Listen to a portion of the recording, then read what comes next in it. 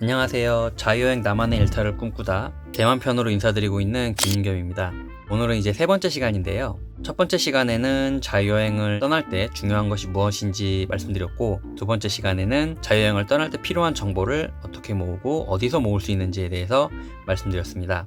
그리고 이 세 번째 시간부터 말씀드린 방법을 통해서 실제로 제가 모았던 정보들을 여러분들에게 말씀드리려고 하는데요. 처음에는 그 정보들을 한 번에 제가 말씀드리려고 했는데 정보가 조금 많더라고요. 말씀드리고 싶은 것도 많고 알려드리고 싶은 것도 많다 보니까 그걸 좀 나눴습니다. 그래서 이번 시간과 다음 시간에는 타이페이 시내에 대해서 말씀드릴 거고요. 그 다음 시간에는 타이페이 시내 외에 그 근교 도시에 대해서 말씀드리려고 합니다.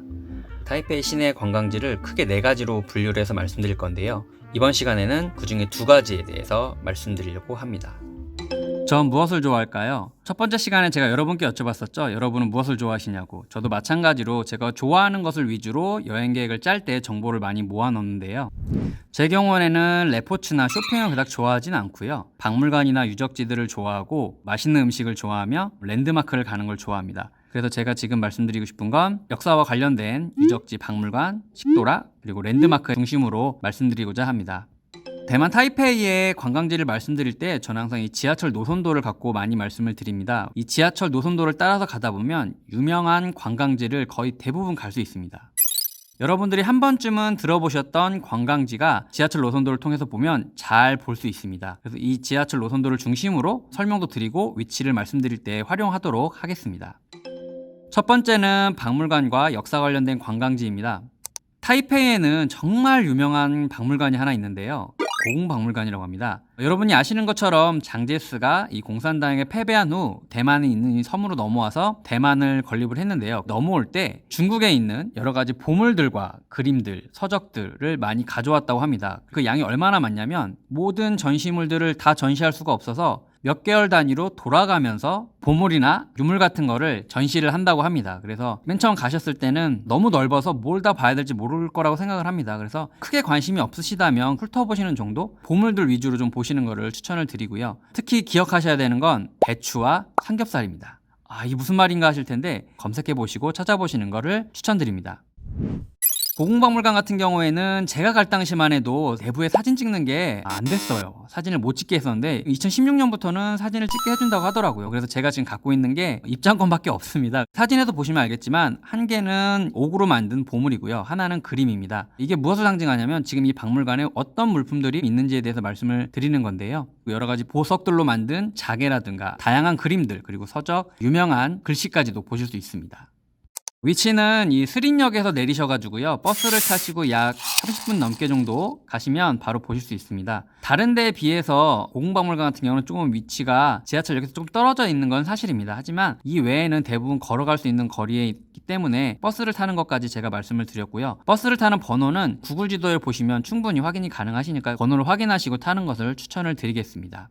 자, 그러면 이제 생각을 해보셔야 됩니다. 버스 타는 시간이 30분 좀 넘었고요. 여러분이 어디에 숙소를 잡으실지는 모르겠지만 스린역까지 가시는 데는 또 어느 정도의 시간이 소요가 될 거라고 생각을 합니다. 그럼 대략적으로 1시간이 넘는 시간이 걸리게 될 텐데요. 그럼 이제 우리가 고민을 해봐야 됩니다. 제가 저번 시간에 말씀드렸죠. 걸어서 30분 또는 이런 식으로 지하철과 버스를 탔는데 1시간 이상 걸린다 하면 내가 과연 여기를 갈 만한 가치가 있는지를 고민해 보셔야 됩니다. 만약 본인이 박물관이나 역사적인 유물을 보시는데 사실 전혀 관심이 없으시다. 그렇다면 심각하게 고민을 해보시는 게 좋습니다. 타이페이에는 정말 볼 것이 많기 때문에 무조건 가셔야 된다기보다는 관심이 있는 분들은 한번 찾아보시는 걸 추천을 해드리는 거니까요.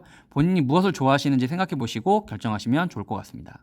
두 번째는 이제 중정기념관인데요. 타이페이에는 기념관이 크게 2개가 있습니다. 지금 보시는 중정기념관 그리고 국부기념관 이렇게 2개가 있는데요. 중정기념관은 장제스를 기념하는 기념관입니다. 그래서 이 중정기념관 안에는 장제스와 관련된 그의 일생과 관련된 업적과 관련된 많은 유물들과 전시품들이 있고요. 그런 것들을 구경하시면서 장제스가 어떤 사람이었는가라는 거에 대해서 아시면 재밌을 것 같습니다. 중정기념관을 많이 가시는 이유 중에 하나는 사진에서 보시는 것처럼 근위병들의 교대식이 정말 유명합니다. 매 시간 정시마다 이 교대식이 진행이 되는데요. 마지막 교대식은 17시에 진행이 됩니다. 오후 5시에 진행이 되니까요. 시간을 꼭 잊지 마시고 보시는 걸 추천을 드리고요. 이 중정이 무슨 뜻이냐라고 물어보시는 분들이 있는데 장제스, 이 장개석의 본명이 중정이라고 합니다. 그래서 이 중정기념관입니다. 지금 제가 짧은 영상 하나를 보여드릴 텐데요. 이 영상을 보시고 이렇게 진행이 되는구나 라는 것을 아시면 되고요. 좀 더 긴 영상을 보시는 걸 희망하시는 분들은 아래 링크를 통해서 좀 더 긴 영상을 업로드 해 놓을 테니까요. 관심 있는 분들은 보시기 바랍니다.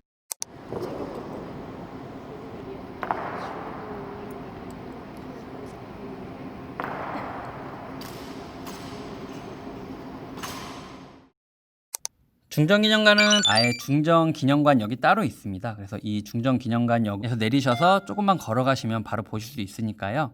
지하철을 내리셔서 가시는 걸 추천을 드리고요. 이 사진을 찍을 때 자유광장 아치에서 양옆에 국가음악청과 국가극장을 두고 중정기념관을 가운데 놓고 사진을 찍는 것과 중정기념관 앞에서 자유광장 아치를 가운데 놓고 국가극장과 국가음악청을 양옆에 놔두는 사진을 각각 찍어보시는 걸 추천을 드립니다. 그럼 아마 매우 다른 느낌의 사진을 보실 수 있을 텐데요. 상당히 예쁜 건물들이기 때문에 어떻게 사진을 찍으셔도 좋은 사진을 얻으실 수 있을 거라고 생각이 듭니다.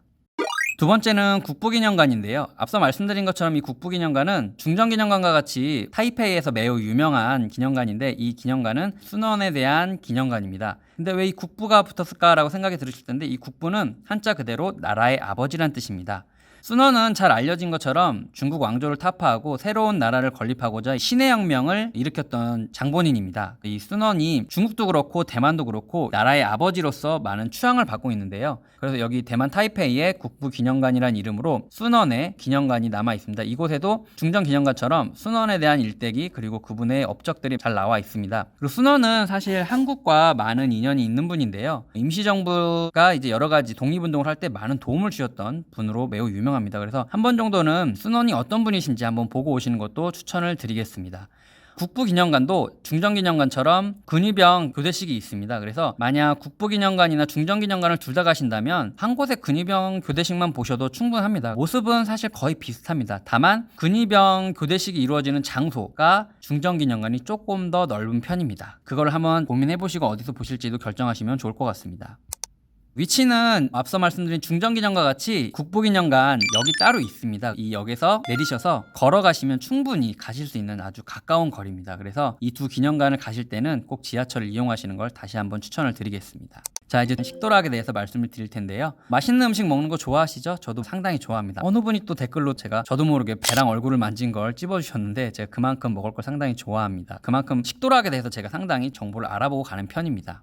대만 하면 어떤 음식 생각나세요? 저는 육즙이 팍 터지는 이 샤오롱바오랑 이 우육면이 생각이 납니다. 이 샤오롱바오랑 우육면을 먹을 수 있는 유명한 장소가 바로 윤캉제인데요. 우리로 따지면 약간 홍대랑 비슷하다고 생각을 하시면 돼요. 가보시면 여러분이 잘 알고 있는 딘타이펑 본점을 보실 수 있고요. 또 여러 가지 음식점들을 보실 수가 있는데 저는 사실 이 딘타이펑 본점은 한 번도 가본 적이 없어요. 왜냐하면 딘타이펑은 여러분도 잘 아시는 것처럼 정말 유명한 음식점이죠. 그래서 사람도 너무 많고 줄도 너무 깁니다. 제가 고민을 할 때 찾아냈던 식당 하나가 바로 카오지라고도 하는데요. 딘타이펑하고 정말 가까이에 있습니다. 그리고 음식의 메뉴의 구성과 맛도 정말 괜찮습니다. 딘타이펑하고 거의 유사하고요. 가격이 오히려 좀 더 저렴한 편입니다. 그래서 저는 이 샤오랑바오를 먹으러 갈 때 그리고 또 우육면을 먹으러 갈 때도 굳이 딘타이펑을 간다기보다는 카오지를 많이 갑니다. 그리고 우육면 같은 경우에는 우육면만을 전문적으로 하는 식당들도 상당히 많이 있습니다. 그래서 그곳을 찾아가시는 것도 추천을 드리겠습니다.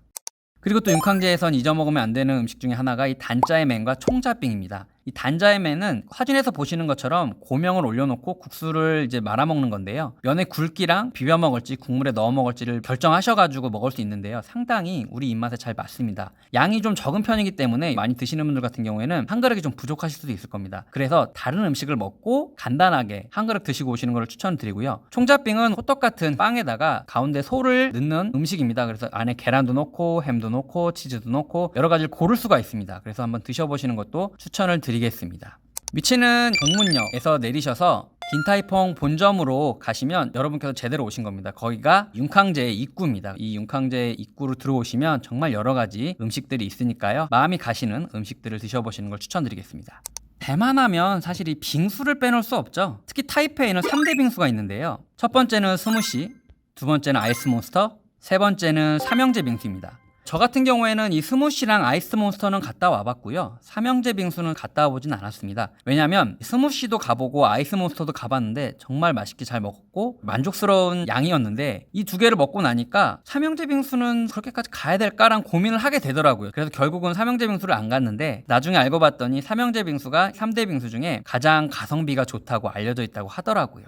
하지만 이 스무시나 아이스몬스터도 그렇게 생각보다 비싼 가격은 아니었고요. 양도 많고 맛도 좋았기 때문에 크게 후회는 없습니다. 이 세 개 중에 하나만 드셔봐도 좋고요. 저처럼 두 개, 세 개까지 드셔보셔도 후회하시지 않을 거라고 생각을 합니다.